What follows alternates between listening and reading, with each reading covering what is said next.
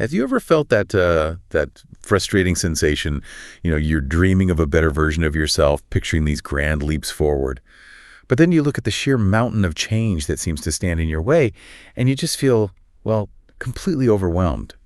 We set these magnificent goals, right? Like those ambitious New Year's resolutions, only to find our motivation just fizzles out like a damp sparkler, leaving us right back where we started. It's a familiar story for so many of us.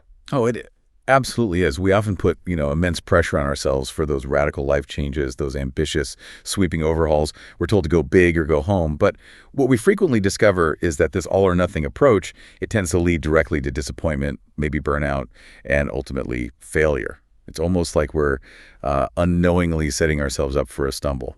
That's precisely it. Yeah, you're gearing up for a sprint when what you truly need to build is like a sustainable marathon pace. And that's really the core idea behind today's deep dive. The genuinely surprising truth here isn't about monumental leaps, not really. It's about the revolutionary, almost counterintuitive power of consistency and, well, tiny daily steps. Our mission today is to unpack how to genuinely build habits for personal growth. We're drawing insights from mental well-being, physical health, and the actual science of human behavior. We're aiming to give you a shortcut, a clear path to becoming consistently better without all of that, soul-crushing overwhelm. That's exactly right. It's about letting go of the idea that you need to be constantly pushing for intensity. The real secret, the secret to lasting transformation is consistent, small action. We'll explore how this approach actually trains your brain, builds profound self-trust, and makes progress sort of inevitable rather than, accidental. Okay, let's unpack this then. Our first big idea gets into the underestimated power of the atomic specifically. That huge shift from chasing ambitious results to building sustainable systems. So, if going big often leads to fizzle, what's the actual alternative? And why does aiming for radical change backfire so often? Well, the core issue, as our sources highlight, is that when we focus only on a massive result like, say, losing 50 pounds or writing a whole novel, we often neglect the repeatable process or the system that actually produces that result. The sheer size of the goal can be debilitating. It creates this feeling of too much to do before you've even started. It's like trying to build a skyscraper without laying a single brick first. We're often bombarded with messages that encourage these immediate dramatic transformations, right? But those stories rarely show the painstaking daily effort that truly underpins success. Right. So instead of declaring, I will lose 50 pounds, it's more effective to say something like, I am becoming a person who consistently prioritizes their health. It feels like a subtle shift, but maybe profoundly powerful. Moving from outcome to identity. And this brings us to atomic habits and micro habits. Expert, can you define what an atomic habit truly is for us? Is it just like a really small habit? That's a great question, actually, because it's more than just small. An atomic habit is a tiny, easy-to-do routine, yes, but it's also an element of a much larger intentional system of growth. So it's not just about the size of the action itself, but its role as a fundamental building block within a bigger structure. These small, deliberate steps taken daily, they're far more powerful because they compound over time, unlike those occasional, intense, but ultimately unsustainable efforts. That idea of a small element in a larger system is really powerful. Okay. So when we talk about microhabits, are we talking about something even smaller than atomic, or is there a key difference? Yeah, the distinction is pretty critical. Microhabits are those incredibly tiny, almost laughably manageable actions. Seriously simple. They are so simple and quick that they are virtually impossible to refuse. The goal with microhabits is to completely bypass that typical resistance we all feel, what some experts call limbic friction, that mental drag that just keeps us from starting. Think about it. Maybe 2 minutes of deep breathing, writing down just one thing you're grateful for, or simply drinking a glass of water when you wake up. They're designed to be so easy your brain doesn't even bother putting up a fight. Laughably easy. I like that phrase. It really sticks. It makes it feel so achievable, almost like a secret cheat code or something. But what's the big payoff from these seemingly tiny actions? Is it really enough to make a difference long term? Oh, absolutely. It's all about the compound interest effect. That's where the magic really happens. Just like, money in a savings account. These seemingly insignificant actions accumulate over time, leading to profound, sometimes really startling transformations. A single minute of mindful breathing might not feel like much today, true. But a minute every single day for a year. That adds up to over 6 hours of intentional presence. These small, consistent actions build a foundation that just gets stronger with every tiny repetition. Makes time your greatest ally instead of, well, your enemy. Okay, now this is where it gets really fascinating for me. The science behind our daily actions and understanding how our brain actually works. We often talk about the cue, routine, reward loop that drives habits. But what part of it do people most often maybe misunderstand or underestimate when they're trying to build new habits? Well, most people get the basic sequence. A cue triggers an action, the routine is the action itself, and the reward reinforces it. That's pretty straightforward. But what's often missed is just how deeply this loop gets hardwired into the basal ganglia. That's the part of your brain responsible for automatic behaviors. With enough repetition, the brain effectively goes on autopilot. It just does it. The misunderstanding often lies in not recognizing the subtle, often unconscious cues that trigger unwanted habits. Or maybe not building in rewards that are immediate enough for the new, desirable behavior. And dopamine plays a huge role in that, right? It's not just about feeling good afterward, but actually cementing the habit itself. Precisely. Exactly. Dopamine is often simplified to the feel-good chemical, but it's probably more accurately described as the feel-motivated or even the anticipation chemical. It's released not just when you get the reward, but crucially, in anticipation of it. It signals to your brain that an action is desirable and, yeah, should be repeated. This release strengthens that habit loop. And micro habits, they're particularly effective because their simplicity often leads to quick, easy wins, which in turn results in frequent, small dopamine boosts. These consistent, tiny rewards make them incredibly sticky, reinforcing the desire to keep going. That makes so much sense. It's like you're giving your brain a constant stream of little high fives just for starting. Okay. But then there's that universal struggle we all face. Yeah. The present self versus future self. My future self has all these amazing plans, run a marathon, learn Mandarin, finally organize my entire digital life. But then my present self just wants to scroll TikTok or, binge watch something. What exactly is going on in our brains when that happens?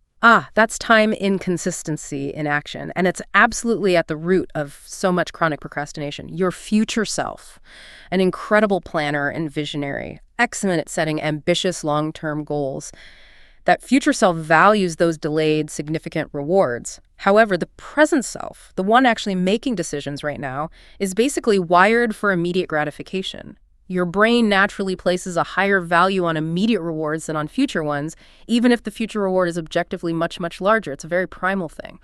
So my future self is basically this highly aspirational CEO, and my present self is like a tiny, demanding toddler. That makes sense.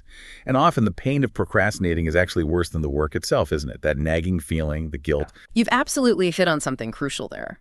The guilt, the shame, the anxiety you feel while procrastinating are almost always more uncomfortable, more draining than the actual effort required to do the work. The real problem isn't the task itself, it's starting the task. This leads us to what we sometimes call the procrastination action line. You have to find a way to shift those future consequences or future rewards into the present moment somehow.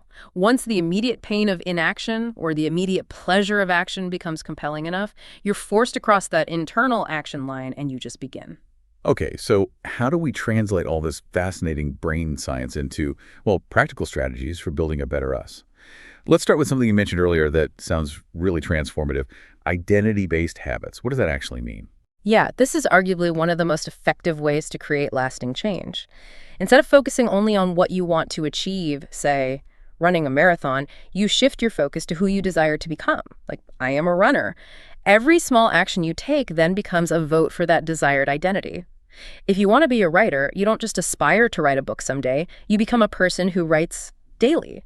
Each paragraph, each sentence you manage to write is a vote. It's accumulating proof that I am a writer. This builds self-trust and powerfully reinforces that new identity. Wow, that's a profound shift in perspective, really is. It's not just about the goal, it's about the becoming.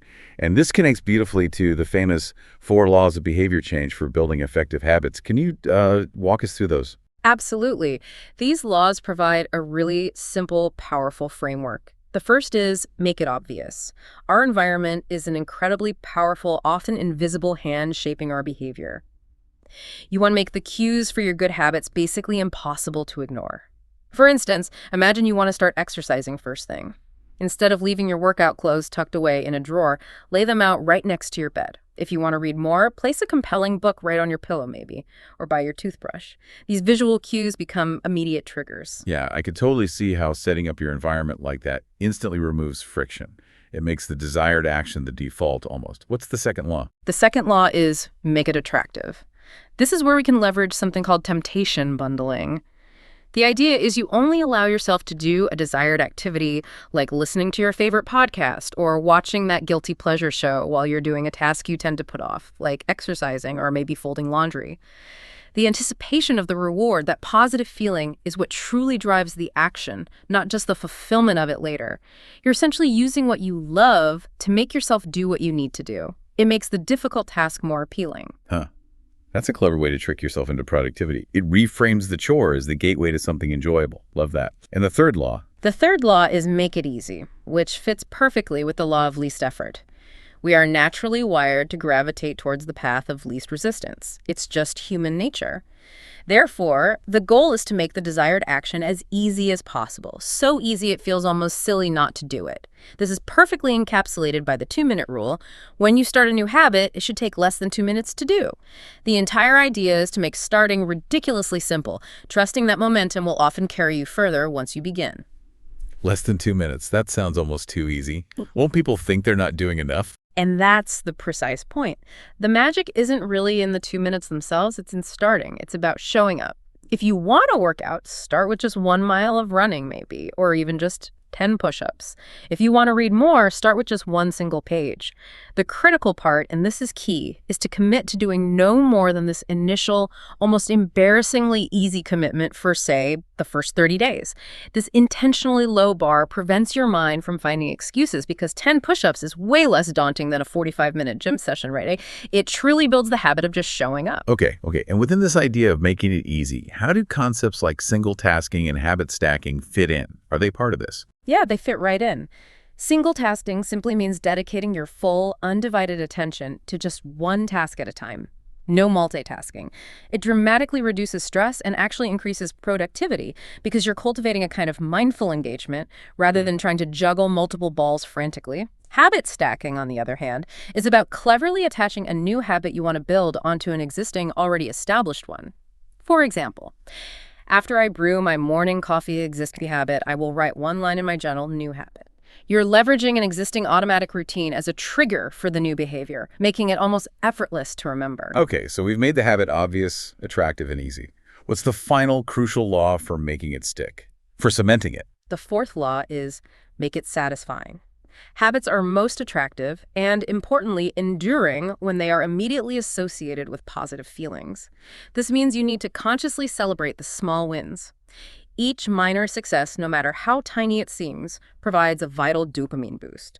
That reinforces the positive behavior and makes you want to repeat it. Using visual cues, like a calendar or a habit tracker app to simply mark off completed habits, creates tangible evidence of your progress. This visible proof is inherently motivating. It reinforces what's known as the endowed progress effect, that feeling that you've already made headway, which compels you to keep going. That's so crucial, isn't it? Seeing progress definitely fuels more progress. Okay, now, beyond these 4 powerful laws, what about directly tackling the monster of procrastination itself? How do we fight it head on? Right. To truly tackle procrastination, you often need to create immediate consequences for inaction rather than distant ones. For example, if you commit to a workout with a friend, skipping means letting someone down right now, not just feeling vaguely bad about yourself later tonight. That immediacy matters. Another incredibly effective strategy is using commitment devices. These are clever ways to design your environment or situation to make future desired actions easier and undesirable actions harder. Think about buying healthy food in individual portions to avoid overeating later. Or maybe deleting distracting social media apps from your phone before a focused work session. You're essentially locking in your future self's good behavior by making the path of least resistance the right choice for you. So it's about engineering your environment to favor the choices you want to make. Got it. Let's talk about designing your entire day for consistent growth. Beyond specific habits, how do we structure our daily flow to support all this? Well, a truly foundational element, one that's often overlooked, is prioritizing rest and sleep. Seriously. Getting sufficient quality sleep isn't a luxury. It's absolutely crucial for cognitive function, energy levels, mood regulation, everything. Establish a calming wind-down routine, maybe set firm screen time limits before bed, and use appropriate alarms. Even just avoiding the snooze button can make a huge difference in how productively and positively you start your day. That sounds like basic self-care, but you're right, it's so fundamental to everything else we've discussed. What about weaving in mindful practices throughout the day? Yeah, mindfulness isn't just about sitting on a cushion meditating, although that's great too. It's really a state of presence you can intentionally apply to almost any activity, whether it's mindful eating, really savoring your food without distraction, or mindful walking, where you pay attention to the crunch of leaves underfoot or the warmth of the sun. Even driving mindfully, focusing on the steering wheel or the sounds of the road, can transform mundane tasks into moments of connection and calm. This practice cultivates presence, it significantly reduces stress, and it sharpens your emotional balance and decision-making all day long. So it's about being fully present, really there no matter what you're doing. And how about incorporating physical health, even through small bursts of movement? Does that count? Absolutely, it counts. Integrating movement doesn't mean you need to suddenly hit the gym for 2 hours every day, especially not at first. It can be micro workouts, short bursts of stretching at your desk, a quick set of squats while the kettle boils, or even just brisk walks around the block on your break. Even spending just 15 minutes outdoors has tangible, immediate benefits for your energy levels, your mood, and it helps clear your head, breaking up that mental fatigue. Those small bursts of activity really do add up over time, don't they? And for mental and emotional wellness, what consistent practices can we build into our daily routine? A gratitude practice is incredibly powerful. Regularly listing things you're grateful for, even challenges that maybe helped you grow it, fundamentally shifts your perspective and cultivates more positive outlook. Daily journaling and self-reflection, just processing thoughts, tracking progress, or simply noting observations can foster profound self-awareness. Things like daily positive affirmations and visualizing your goals can significantly boost self-esteem and set a positive tone for the day. And for many people, a regular digital detox, dedicating a specific hour maybe, to completely unplug from devices can dramatically reduce stress and improve focus for the rest of the day. All these elements really contribute to a truly holistic approach to self-improvement, it seems. And for productivity, beyond all these foundational habits, what strategies can we use to keep the momentum going consistently day after day? Well, the Ivy Lee method is a classic for a reason, and it's surprisingly simple but effective. At the end of each workday, you write down the 6 most important tasks for tomorrow. Then you prioritize them by number 1 to 6.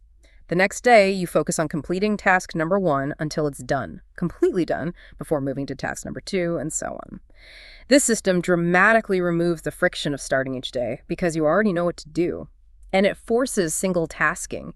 It demands you make tough decisions about priorities and ensures you tackle the most important thing first every single day. So you're not just reacting to your day as it comes, you're proactively shaping it with purpose. Okay. And what about SMART goals? We hear about those all the time. How do they fit with this system-focused approach? Right, that's a good question. Well, our primary focus here is on the process and the daily habits. Using SMART goals that's specific, measurable, achievable, relevant, and time-bound can provide essential clarity for those larger objectives without becoming overwhelming. The trick is to then break those SMART goals down into those daily micro-habits we talked about. For example, a SMART goal to improve your PowerPoint skills could be broken down into a daily micro-habit of simply watching one 2-minute tutorial video. It gives the daily effort a clear direction. Okay. We've covered a tremendous amount of ground here, wow. From the deep science of habit formation to really practical daily strategies for a better life. But sustaining this journey, that's precisely where so many people stumble, isn't it? How do we battle that inevitable inconsistency that creeps in? Inconsistency is, it's a common hurdle. It's almost an expectation, really. The key is to set specific times for your micro habits. Try anchoring them to existing routines and constantly remind yourself of the larger cumulative benefits. Even if a single repetition feels insignificant in the moment, remember that every single one is a vote for the person you're becoming. Don't let one missed day derail your entire system. And what if that initial surge of motivation just disappears? It's so easy to start strong and then just, fade out. Yeah. Understand that motivation is inherently fleeting. It comes and goes. It's not meant to be a constant fuel source. Consistency is the true key. When motivation wanes, remind yourself of why you started that desired identity you're building, remember? And crucially, track your progress. Even simple visual cues like a calendar where you mark off completed habits can be incredibly motivating. You visually see how far you've come, which then feeds back into your desire to keep going. That's a powerful reminder that motivation isn't some constant well we draw from. Okay, what about navigating the inevitable setbacks? Because life always gets in the way, right? Things happen. Absolutely. Acknowledge that life is unpredictable and perfection is, well, it's an illusion. It doesn't exist. Missing a day is not failure. The real failure is letting one missed day become 2 or 3 or a whole week.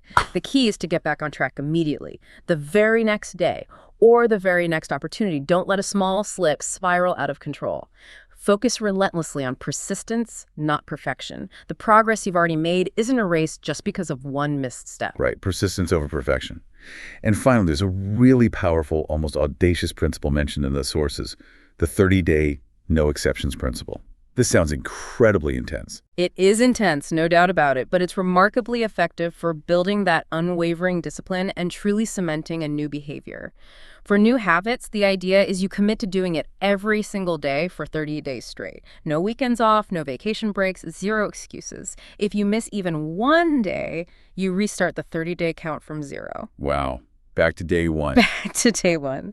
This principle works because it ruthlessly prevents your mind from finding those sneaky excuses or creating back doors for escape. If you ever feel like you need a cheat day, it's actually a clear signal that your habit isn't laughably easy enough yet. It forces you to simplify it down until you truly cannot refuse to do it day after day. Wow. Laughably easy enough. That really brings it all full circle, doesn't it? Emphasizing that the power lies in consistency, not intensity.